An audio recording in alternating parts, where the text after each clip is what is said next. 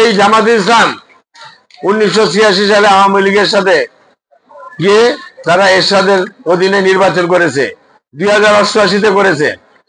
বাগে বনে না দেখে তারা 90-তে আমাদের সাথে এসে আন্দোলনে শরীক হয়ে আমাদের সাথে বিএনপির সাথে জোটবদ্ধ হয়ে ভোট করে তারা এমপি হয়েছে। আবার 1996-তে জামাত আওয়ামী লীগের সাথে গিয়ে তারা আবার বিএনপির বিরুদ্ধে তারা ভোট করছে, তারা 3টা আসন পাইছে। তারপরে ওরা আবার মানে পথহারা পাখির মতো তারা আবার আমাদের সাথে আসছে, আসা 2001 সালে ভোট করে তারা 16টা আসন পেয়েছে, 2টা মন্ত্রিত্ব পেয়েছে।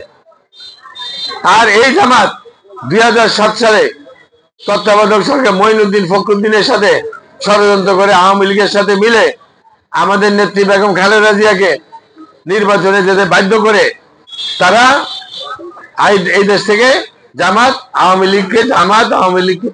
লীগ জামাতকে নিশ্চিহ্ন করে দিছে। আবার তারা এখন আওয়ামী লীগারদেরকে তাদের সাথে নিয়ে আওয়ামী লীগারদের সহযোগিতায় জামাত চিন্তা করতেছে এই দেশের রাষ্ট্র ক্ষমতা দখল করবে, নির্বাচনে বিজয় হবে। ইনশাআল্লাহ তাদের এই আশা কোনোদিনও পূর্ণ হবে না। বিএনপির প্রতিটা লোক, প্রতিটা কর্মী আজকে অত্যন্ত সজাগ এবং সচেতন। আমি আপনাদেরকে বলবো,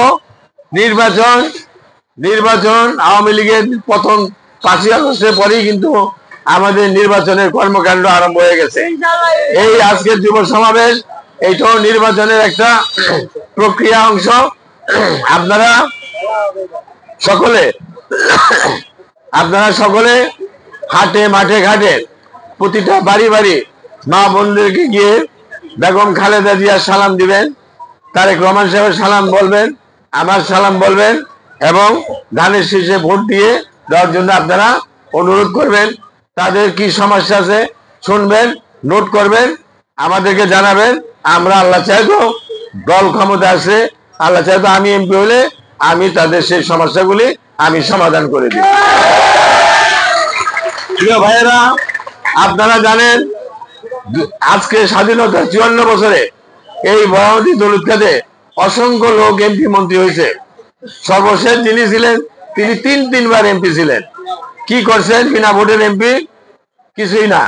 আর আমি এই এলাকার আপনাদের উন্নয়ন যেখানে রেখে গেছিলাম এখনো সেখানেই আছে। কাজে এই উন্নয়নকে সামনে নিতে হলে আমাদেরকে আল্লাহ চাইতো আগামী ভোটে বিজয়ের আমাদের কোনো বিকল্প নাই।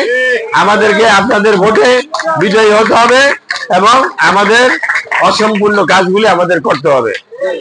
আপনারা জানেন, বলে তো শেষ করা যাবে না কত কাজ করেছে। এই নদীর ব্লক বলেন, এই রাস্তাঘাট বলেন, স্কুল কলেজ বলেন, হাসপাতাল বলেন, মাদ্রাসা বলেন, পৌর ভবন বলেন, ঘরে ঘরে একটা করে কাঠমাল ব্রিজ। হ্যাঁ, সর্বশেষ আমরা বহদি polytechnic, Hafiz Ibrahim college, Halima Khatun college, Halima Zainul Abedin laboratories, হ্যাঁ, বোরহানুদ্দিনের পৌর ভবন, বয়স্ক ভাতা।